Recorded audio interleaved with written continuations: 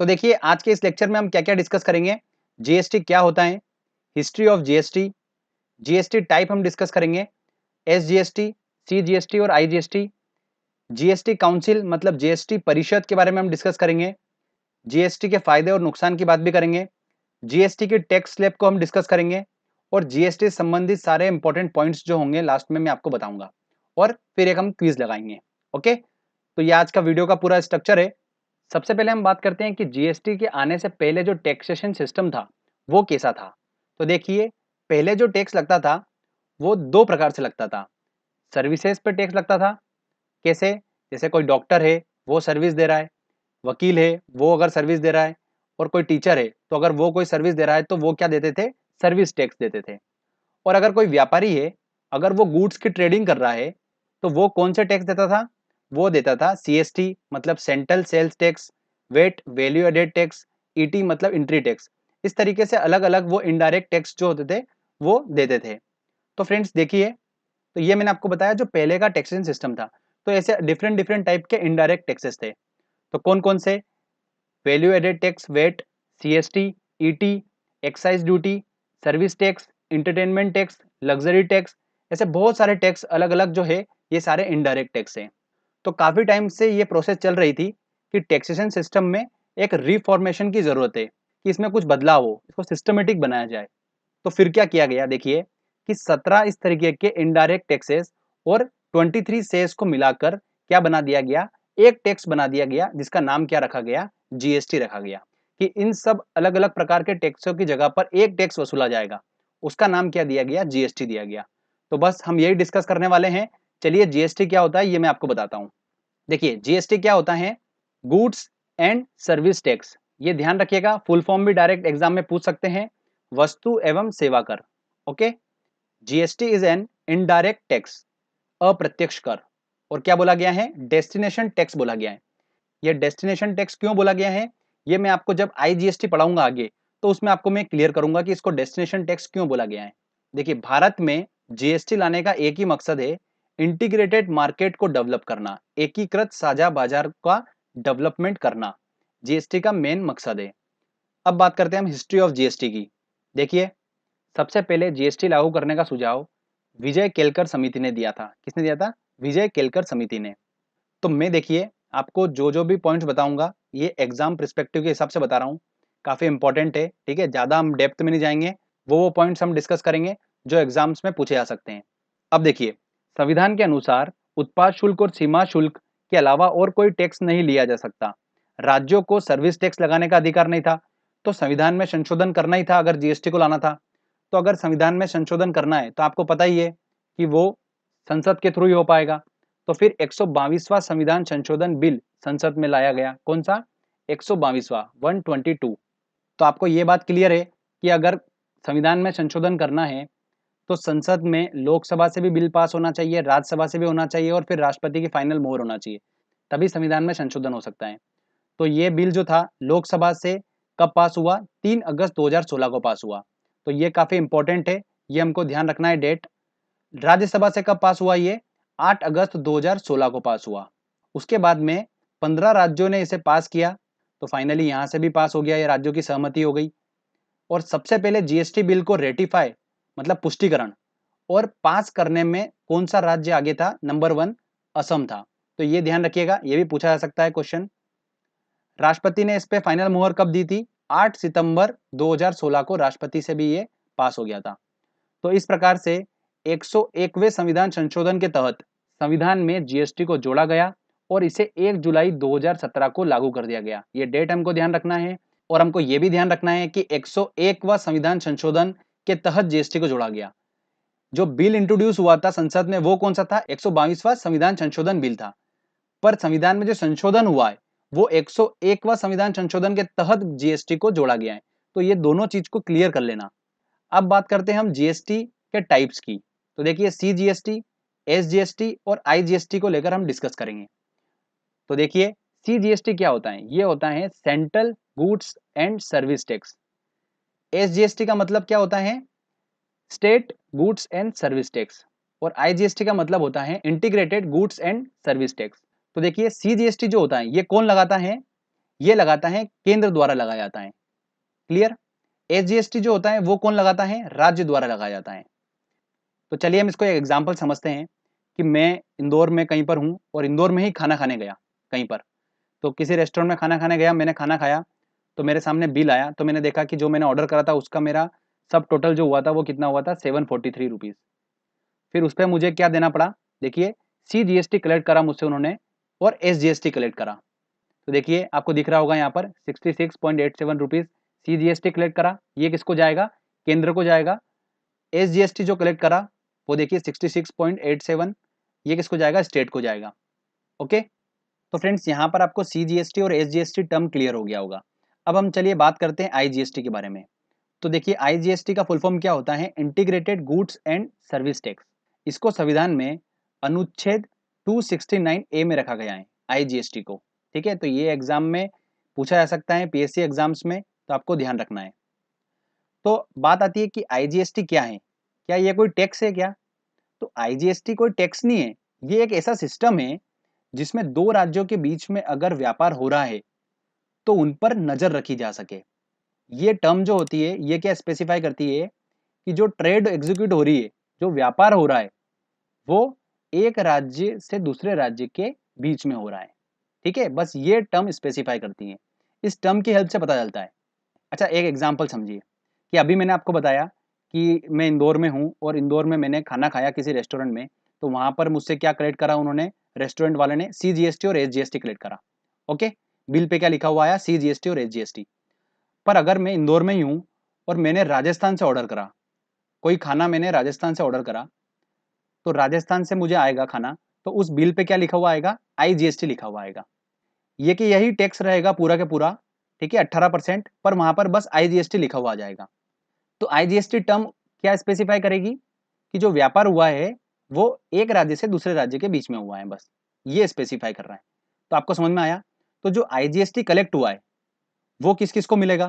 तो वो मिलेगा केंद्र को, और सेकंड किसको मिलेगा? उस राज्य को मिलेगा जहां पर अंतिम उपभोक्ता निवास करता है।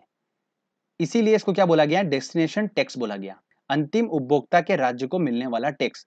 जो निर्माता राज्य होगा उसको कोई भी टैक्स नहीं मिलेगा, जहां पर अंतिम उपभोक्ता निवास करता है उस राज्य को टैक्स मिलेगा। तो ये काफी अच्छा एडवांटेज है जीएसटी का। तो कुछ राज्य ऐसे हैं भारत में जो डेवलप धीरे धीरे हो रहे हैं, उनको काफी अच्छा बेनिफिट मिलेगा इससे, तो वो जल्दी डेवलप हो पाएंगे। ओके, तो फ्रेंड्स आपको ये जीएसटी के टाइप क्लियर हुए होंगे। चलिए आगे हम बात करते हैं अब जीएसटी के फायदे और नुकसान के बारे में। अब बात करते हैं हम जीएसटी के फायदे और नुकसान के बारे में। तो देखिए, नुकसान तो ऐसा सच कुछ नहीं है, बस स्टार्टिंग में क्या होगा कि 3-4 साल तक महंगाई बढ़ने के अनुमान है। और अगर हम फायदे की बात करें तो इंक्रीज इन रेवेन्यू, गवर्नमेंट का जो राजस्व है उसमें वृद्धि होगी। बिजनेस करने का जो प्रोसीजर होगा वो सिंपल होगा। पहले जैसे क्या होता था कि अदर स्टेट से कुछ अगर ट्रेड करना होती थी तो CST देना होता था, फिर एंट्री टैक्स लगता था, फिर वेट, तो वो प्रोसीजर थोड़ा सा जो था वो थोड़ा कॉम्प्लिकेटेड था। तो अब जो है वो क्या हो गया? सिंप्लीफाई हो गया थोड़ा सा। GDP जो होगी वो इंक्रीज होगी। और देखिए, टैक्स चोरी करना ना के बराबर होगा, और जीएसटी की अगर कोई चोरी करता है तो उसे 5 साल की जेल की सजा दी जाएगी। जीएसटी में मासिक रिटर्न और वार्षिक रिटर्न का प्रावधान रखा गया है। अगला देखिए, सारा लेन देन जो होगा वो इलेक्ट्रॉनिक मोड के जरिए होगा। तो यहाँ पर थोड़ी सी प्रॉब्लम देखी जा रही है कि जो पोर्टल है जीएसटी का वो ज़्यादा ट्रैफिक होने की वजह से क्या हो जाता है, थोड़ा सा वहाँ पर रिटर्न भरने में काफ़ी इश्यूज हो रहे हैं। तो ये कुछ थोड़ी बहुत समस्या हैं जिनको सरकार जो है वो थोड़ा सॉल्व करने में लगी हुई है।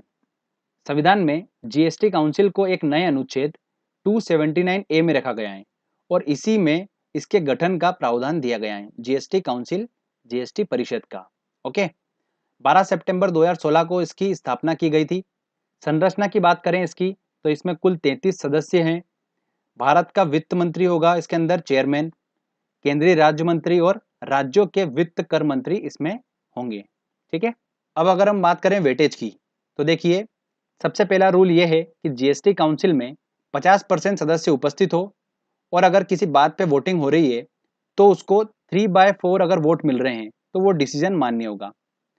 अब इसमें 1/3 वोट का वेटेज जो है वो किसको दिया गया है? केंद्र को। केंद्र को कितना दिया है? 1/3। और राज्य को कितना दिया है? 2/3 वोट का वेटेज दिया है। मतलब राज्य को ज्यादा प्राथमिकता दी है। ओके, तो ये थोड़ा ध्यान रखिएगा।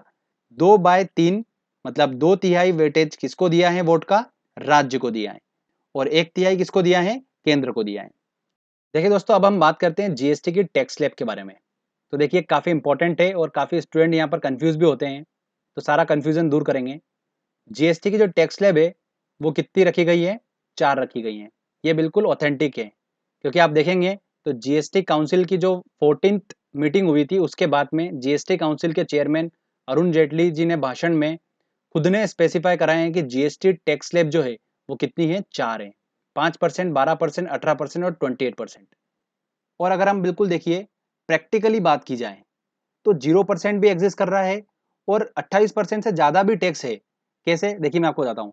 जो लग्जरी गाड़ी है उसको किस स्लैब में रखा है? 28% की स्लैब में रखा है।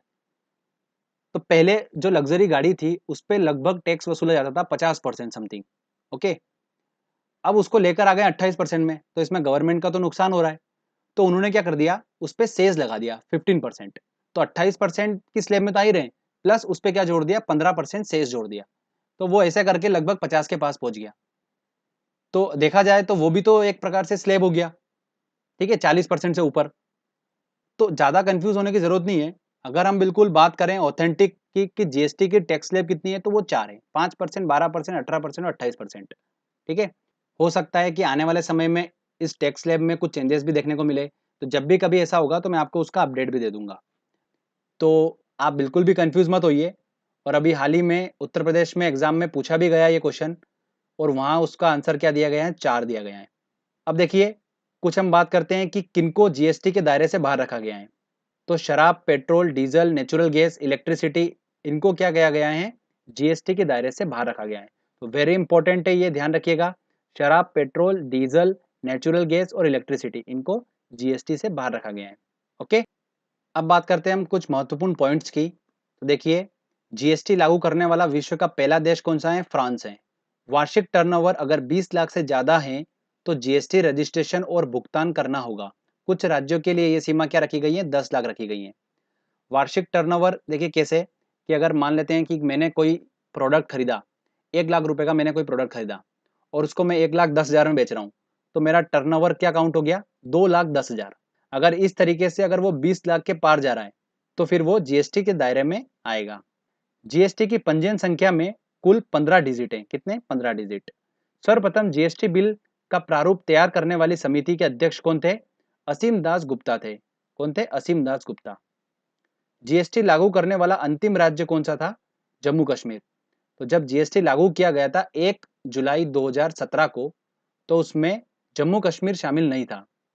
फिर कुछ दिनों बाद जम्मू कश्मीर में भी जीएसटी लागू हो गया।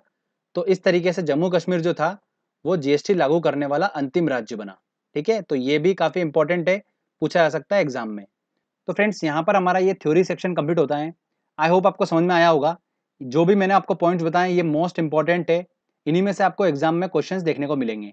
चलिए दोस्तों, अब जो हमने पढ़ा है अच्छे से, अब हम एक टेस्ट लगाते हैं। 25 क्वेश्चन मैंने टेस्ट में इंक्लूड करे हैं और ये काफी इंपॉर्टेंट है। तो चलिए टेस्ट लगाते हैं। देखिए दोस्तों, पहला क्वेश्चन है जीएसटी का पूरा नाम है क्या है? Goods and service tax. तो बी आंसर सही है। राष्ट्रपति द्वारा जीएसटी बिल कब अप्रूव किया गया? तो कब अप्रूव किया गया? 8 सितंबर 2016। जीएसटी परिषद का चेयरमैन कौन होता है? जीएसटी परिषद का चेयरमैन होता है वित्त मंत्री। देखिए निम्न में से किस संविधान संशोधन के तहत जीएसटी को संविधान में जोड़ा गया? तो कौन सा संविधान संशोधन था? 101वें संविधान संशोधन के तहत। ठीक है, और जो बिल लाया गया था वो कौन सा था? 122वां संविधान संशोधन बिल लाया गया था। भारत में जीएसटी कब से लागू किया गया? तो कब से लागू किया गया? 1 जुलाई 2017 से इसे लागू किया गया। नेक्स्ट देखिए, जीएसटी परिषद, जीएसटी काउंसिल में सम्मिलित कुल कितने सदस्य हैं? तो 33। जीएसटी बिल को पास करने वाला सबसे पहला राज्य कौन सा था? देखिए जीएसटी बिल को पास करने वाला सबसे पहला राज्य असम था। संविधान में किस अनुच्छेद में जीएसटी काउंसिल को शामिल किया गया है? तो वो है अनुच्छेद 279 ए आंसर होगा। जीएसटी लागू करने का सुझाव सबसे पहले किस समिति ने दिया था? तो वो कौन सी समिति थी? विजय केलकर समिति थी। देखिए अगला क्वेश्चन, आईजीएसटी का पूरा नाम है, क्या है? Integrated goods and service tax, तो ए आंसर होगा। जीएसटी के अंतर्गत कितने इनडायरेक्ट टैक्स और सेस को शामिल किया गया है? तो कितने? 17 इनडायरेक्ट टैक्स और 23 सेस को शामिल किया गया है, तो बी आंसर सही होगा। लोकसभा में जीएसटी बिल कब पास किया गया था? तो 3 अगस्त 2016 को लोकसभा में पास हुआ था, 8 अगस्त 2016 को राज्यसभा में और 8 सितंबर 2016 को राष्ट्रपति द्वारा। ठीक है, तो तीनों डेट आपको ध्यान रखना है। देखिए अगला, आईजीएसटी को संविधान के किस अनुच्छेद में रखा गया है?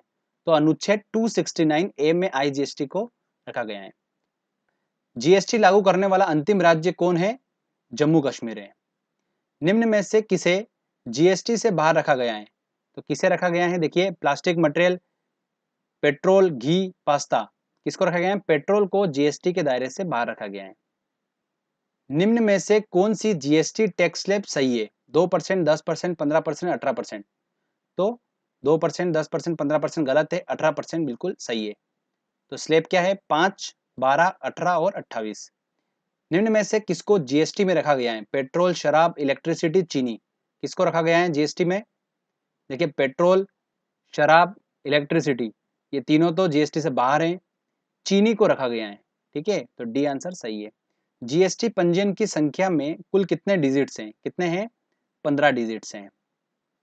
नेक्स्ट है, सर्वप्रथम जीएसटी बिल का प्रारूप तैयार करने वाली समिति के अध्यक्ष कौन थे? तो वो थे असीम दास गुप्ता। जीएसटी परिषद में राज्यों को कितना वोट अधिकार दिया गया है? केंद्र को दिया गया है 1/3, राज्यों को दिया गया है 2/3। ठीक है, तो क्या पूछ रहा है? देखिए राज्यों को कितना दिया है? तो 2/3 दिया गया है, तो आंसर क्या होगा? बी आंसर होगा। जीएसटी एक है, इनडायरेक्ट टैक्स है, डायरेक्ट टैक्स है, दोनों है, इनमें से कोई नहीं, तो क्या है? इनडायरेक्ट टैक्स है, तो ए आंसर सही होगा। ठीक है, इनडायरेक्ट टैक्स होगा और डेस्टिनेशन टैक्स है। देखिए जीएसटी लागू करने वाला पहला देश है, कौन देश है? फ्रांस है। जीएसटी की चोरी करने वाले को कितने साल की जेल निर्धारित की है? 5 साल की जेल निर्धारित की है।